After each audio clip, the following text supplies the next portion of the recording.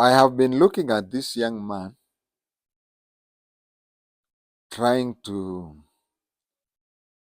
characterize.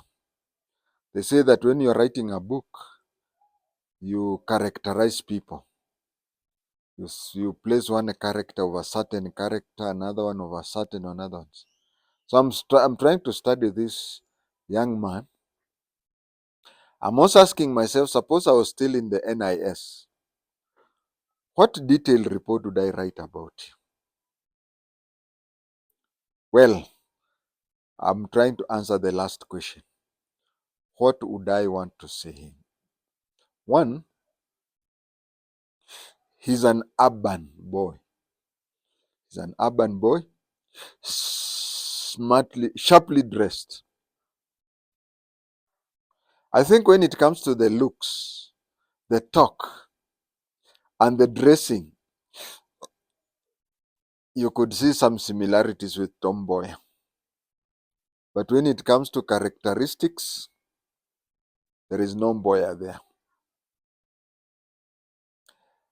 I see his afro, well-kept afro. Many of my age mates, when we were at his age, we really liked afro hairstyle. And a good number of us, especially we who never developed bald-headed, we would not mind having afro even today. But a good number of us have bald heads, so they would not want to have afro. But one thing I've noticed, trying to remember my age mates who had very good afro hairstyle, majority of them ended up in bald head. Some of us, we could not maintain an afro because we had thick hair. Kichana ina kichwa inauma kabisa.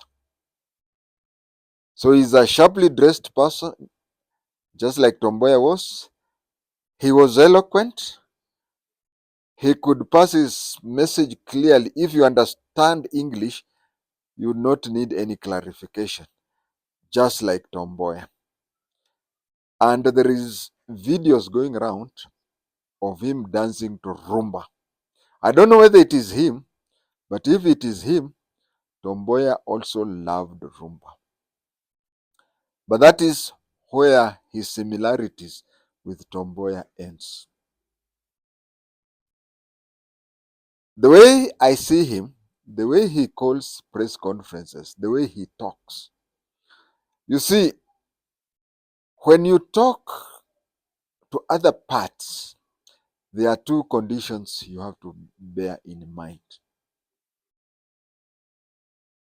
On one hand, you inflate yourself to look so big, but on the other hand, you know you are very little. And bearing that in mind, know that the other party can at any time call you a bluff. Utadu. The question is, when the other party tells you that, make sure that you are in a position to do something. Because if you don't do anything, that is the last page you'll be written of in history. I have seen him giving conditions, saying, now for for the Gen Z to do this and that and that and that, we want A, the government to do this, B, the government to do this, C, do this, D, do this, E, do this. The question is, supposing the government does not do it, what enforceable thing can they do? Well, Genesis, as I've said before, when they started, we had they broke the record of the doctors and whatever into pieces. They showed that you can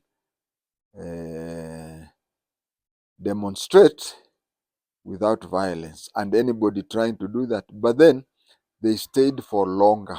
They stayed for longer. As we speak now, they only have the 8th of August. From there, do they have to wait again until September? September what? September 9th. Tisa tisa. Kumi kumi. No, no, no. And then there is the people in the field. We now have people, most of the people in Kenya are hawkers. Most of the people in Kenya are hawkers. Now, with whatever is happening, everybody is now claiming that I could not take my merchants for hawking because of Gen Z. Of course, you are infiltrated by other people. Other people infiltrated you, but you are the one to pick the eggshells.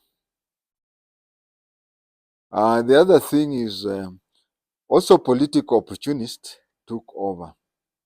Now, it is quite possible, though I have no proof, that it is possible that, let's say, Kenya Kwanza organized the crooks, isn't it? Now, ODM, and I'm not talking of Azimio, ODM has crossed over to Kenya Kwanza. Azimio is broken. This is now the scenario you're going to face on 8th August. Azimio is no longer there. I think Kenya has already forwarded its proposal to wind up Azimio or even get out of the Azimio. You can see the way ODM supporters are now talking. If elections are held today, I would expect Ruto to get more votes in places like ODM strongholds more than thrice of what he got. And so you can see the situation is there. It is quite possible that Kenya Kwanza now has more sympathizers in ODM. You have created a situation where Azimio is dead. And yours was just a very simple thing. You just wanted the financial bill to be. And then after the financial, as I said, you should have had a get out strategy. But for you, anything you believed that you have succeeded, you started coming up with more conditions and more insistences, not knowing that as days go on, your powers are being weakened and you are increasing your demands. It's very bad. But anyway, you had your time. I was talking about this young man. He looks like Tom MBOYA. He dresses like Tom MBOYA. He's a just person like Tom MBOYA. But Tom MBOYA knew how to fit with the grassroots people.